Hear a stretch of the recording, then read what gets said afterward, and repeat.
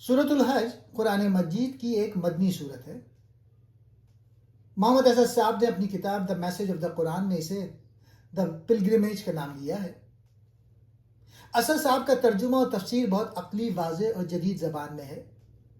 وہ قیامت کے خوفناک منظر، اللہ کی قدرت، توحید کے دلائل، حضرت ابراہیم علیہ السلام کی داستان اور حج کے احکامات کو منطقی طور پہ جوڑتے ہیں۔ سورت کا مرکزی خیال اللہ سے ڈرنا یعنی تقوی، قیامت کی حقیقت، توحید اور حج کے ذریعے اللہ کی طرف رجوع ہے۔ یہ سورت مسلمانوں کو جہاد اور دفاع کی بھی اجازت دیتی ہے جب ظلم ہو۔ قیامت کا شدید زلزلہ اور اس کا خوفناک منظر، اللہ کی قدرت کے نشانات، انسان کی تخلیق، زمین کی زندگی سے قیامت اور دوبارہ زندہ ہونے کا ثبوت، مشرکین اور منافقین کی تنبیہ۔ حضرت ابراہیم علیہ السلام نے خانہ کعبہ کی بنیاد رکھی اور حج کا اعلان کیا۔ حج کے مناسک، طواف، قربانی وغیرہ اور ان کے مقاصد، اللہ کی راہ میں جد و جہد اور اسلام کی آسانی۔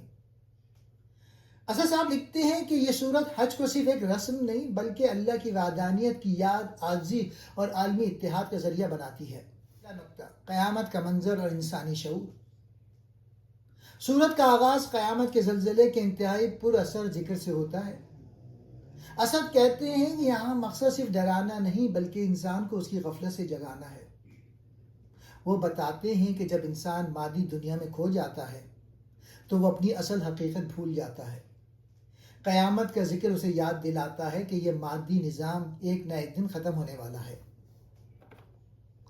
دوسرا نقطہ، حج، عالمی برادری کی علامت۔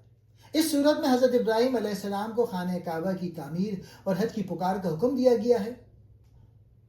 محمد اسد یہاں دو اہم نکات اٹھاتے ہیں۔ تاریخی تسلسل، حج صرف ایک عبادت نہیں بلکہ یہ انسان کو اس کے روحانی جد امجد یعنی حضرت ابراہیم سے جوڑتا ہے۔ مساوات، اسد کے نزدیک حج کا سب سے بڑا پیغام انسانی برادری ہے۔ جب دنیا بھر سے لوگ ایک ہی لباس یعنی احرام میں جمع ہوتے ہیں تو رنگ، نسل اور زبان کے تمام بت ٹوٹ جاتے ہیں۔ تیسرا نقطہ، قربانی کا اصل مقصد۔ یہ سورہ قربانی کے جانوروں اور ان کے گوشت کا ذکر ہے۔ محمد اسد اس پر ایک بہت مشہور تفسیری نوٹ لکھتے ہیں۔ وہ کہتے ہیں کہ قرآن خود واضح کرتا ہے کہ اللہ کو نہ ان کا گوشت پہنچتا ہے نہ خون، بلکہ اسے تمہارا تقوی پہنچتا ہے۔ اسد کا نقطہ یہ ہے، قربانی دراصل اپنی خواہشات کو اللہ کے حکم پر قربان کرنے کی علامت یعنی سمبل ہے۔ یہ محض ایک رسم نہیں بلکہ دل کی پاکیزگی کا امتحان ہے۔ چوتھا نقطہ، جہاد اور دفاع کا حق۔ اس صورت میں مسلمانوں کو پہلی بار ہجرت کے بعد دشمن کے خلاف تلوار اٹھانے کی اجازت دی گئی۔ دفاعی جنگ، محمد اسد زور دیتے ہیں کہ اسلام میں جنگ کی اجازت صرف ظلم کو روکنے اور مذہبی آزادی کے تحفظ کے لیے دی گئی ہے۔ وہ کہتے ہیں اسلام ہر مذہب کی عبادت گاہ کے تحفظ کا علم بردار ہے۔ پانچواں نقطہ، کائنات میں اللہ کی نشانیاں۔ سورت کے آخر میں اللہ کی قدرت کی مثالیں دی گئی ہیں، جیسے ایک مکھی کی مثال۔ اللہ فرماتا ہے کہ جن معبودوں کو تم پکارتے ہو وہ ایک مکھی بھی پیدا نہیں کر سکتے۔ اسد کہتے ہیں یہ مثال انسانی عقل کو چیلنج کرتی ہے کہ تم جتنی بھی سائنسی ترقی کر لو، تم زندگی یعنی لائف پیدا نہیں کر سکتے۔ یہ عاجزی انسان کو صرف ایک اللہ کے سامنے جھکنے پر مجبور کرتی ہے۔